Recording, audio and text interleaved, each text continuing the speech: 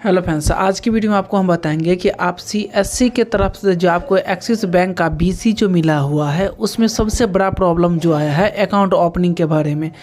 तो चलिए वीडियो को शुरू करते हैं और आपको बताते हैं कि आप एक्सिस बैंक का जो अकाउंट ओपनिंग करते हैं उसमें सबसे बड़ी प्रॉब्लम क्या है। तो देखिए, आज की वीडियो में आपको हम बताएंगे कि देखिए एक्सिस बैंक का जो बीसी आपको मिला हुआ है सीएससी के तरफ से, तो उसमें सबसे बड़ा प्रॉब्लम ये है कि आप जब भी कोई कस्टमर का फिंगर लगाकर अकाउंट ओपनिंग करते हैं तो उस वक्त क्या होता है कि सारा कुछ तो आपको सफलतापूर्वक हो जाता है। इसमें दो चार प्रॉब्लम है। क्या क्या प्रॉब्लम बताते हैं। पहला प्रॉब्लम ये है कि आपका जो ब्रांच नियरेस्ट ब्रांच जो होता है वो शो नहीं करता है। तो इसके बारे में हम आप बात करेंगे कि कैसे शो करेगा। सबसे पहला प्रॉब्लम है कि आपका जो मैपिंग नहीं हुआ होगा। यदि मैपिंग हुआ है तो मैपिंग आपको चेक कर लेना है एक बार अपने डिस्ट्रिक्ट मैनेजर से बात करके। और आज हालांकि हमने बात किया है अपने जो स्टेट हेड से, वो बताया गया है कि मंडे से यानी कि इसे आज सैटरडे यानी कि मंडे से आपका जो वेबसाइट है स्मूथ तरीक़ा से काम करेगा। उसके बाद क्या है कि अगर जैसे कि आप मैपिंग हो गया, उसके अकाउंट नियरेस्ट ब्रांच शो नहीं करता है। दूसरा जो होता है कि आपका वॉलेट में 500 रुपया करके एलिजिबल बैलेंस रहता है और जितना करंट बैलेंस दोनों में 500 का डिफरेंट रहता है। तो ये क्या है कि आपका 500 रुपया, बहुत सारे बीसी भाइयों का ये प्रॉब्लम है। हमने देखा है, कितना बीसी से हमने बात किया है, तो ये प्रॉब्लम उन्होंने हमें बताया है। तो इस पर भी बात करेंगे। इसका है क्या कि इससे पुराने वाले पोर्टल जो था उसमें 500 रुपया करके ये एक्सिस बैंक अपना रखते थे, इसमें भी वे रखेंगे 500 रुपया करके आपके। और तीसरा ये प्रॉब्लम है, तीसरा प्रॉब्लम ये है कि जो एक्सिस बैंक का जो आप अकाउंट ओपनिंग करते हैं जिस वक्त, उस वक्त आधार से लिंक नहीं होता है।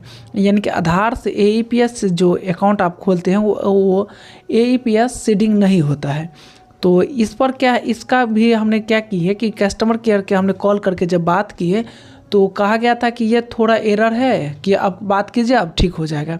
तो ये भी अब हालांकि ठीक हो गया है। मैंने एक दो अकाउंट खोला है जिसमें देखा है कि ये लगभग प्रॉब्लम जो है सॉल्व हो चुका है अकाउंट। और दूसरा एक और प्रॉब्लम, नेक्स्ट प्रॉब्लम जो आपको बताते हैं। नेक्स्ट प्रॉब्लम में ये दिक्कत है कि जैसे आप अपना कस्टमर का अकाउंट खोले, उसका आधार नंबर और पैन नंबर और मोबाइल नंबर ओटीपी डालने के बाद जब अकाउंट खोलते हैं, सारा अकाउंट खुलने के बाद उसका मोबाइल नंबर गलत शो का होता है। जैसे कि ओटीपी हम एटीएम पिन बनाते हैं, चाहे डिजिटल सिग्नेचर अपलोड करते हैं, उस वक्त क्या होता है कि मोबाइल नंबर कोई गलत मोबाइल नंबर बताते रहता है। तो इसके रिगार्डिंग ने हमने कस्टमर केयर को कॉल किया, ब्रांच में जाकर बात किया, तो इस पर भी उन्होंने बताया कि अपने स्टेट हेड को, जो आपका स्टेट हेड है उसको आप मेल कर दीजिए, या बीसी जो सीएससी का जो है उससे एक बार बात कीजिए। अगर नहीं, और ब्रांच में जाकर भी आप चेंज करवा सकते हैं। जो आप नहीं, यानी कि जो कस्टमर है वो चेंज करवा सकते हैं। तो ये प्रॉब्लम सबसे अधिक प्रॉब्लम था, जो लोगों को मोबाइल नंबर यहाँ पे गलत दिखाता था। नेक्स्ट प्रॉब्लम ये है कि जैसे ही आप पैसा को जो एईपीएस के मार्फत से आप अपने एक्सिस बैंक पोर्टल से जो विड्रॉल करते हैं, तो उसको क्या करना होता है कि अपने बैंक अकाउंट में ट्रांसफ़र करना होता है। और वो आपको एक एक्सिस बैंक का अकाउंट जो होता है वो अकाउंट खुलाना है CACSC ये करके, जो आप लॉगिन करते हैं फर्स्ट टाइम में जो आता है वो अकाउंट आपको ओपन करना था।